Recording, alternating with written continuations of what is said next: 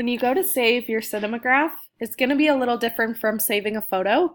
What you're going to do is go to the top of your screen, File, and then instead of Save As, you're going to hit Export and Save for Web. So that way we can shrink the file size a little bit so it doesn't take up too much space on your computer or take too long to turn in or maybe email to yourself. So give it a minute for this to load, and then we'll work on changing some of those settings just to lower the quality of the image or the Cinemagraph so that it doesn't take too long to load. So I'm going to change a couple things here. First of all, you'll notice if you look in the bottom left-hand corner, the file size right now that you have. Mine is set to 43 megabytes, which is pretty big.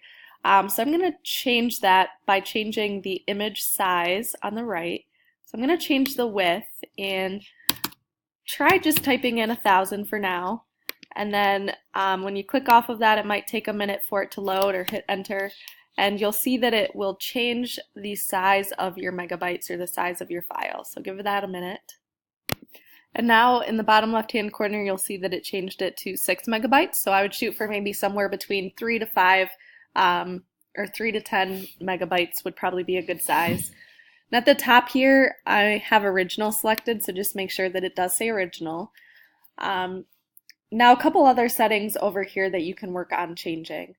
First of all, where it says selective, I would change that to adaptive color. Just changes the way that the color looks a little bit, and you can play around with these to see what you like. Each of them will look slightly different if you give it a minute to load and then change the picture here. But again, adaptive usually works the best. Over here where it says colors, make sure that that is set to 256. So that's just making sure that the clarity of the image is as clear as possible. So again, set that to the highest possible number that shows up on your screen.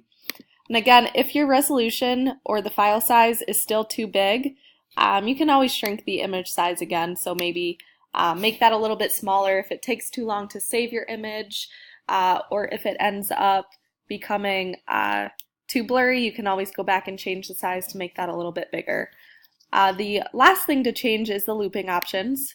I would set that to forever, just so your Cinemagraph constantly is in a loop. So change that looping option to forever, and then you can change the name of it. You can change where it's going to be saved, but I'm going to hit done for now, and then it will save your image. So make sure that you export your video and change all of those settings.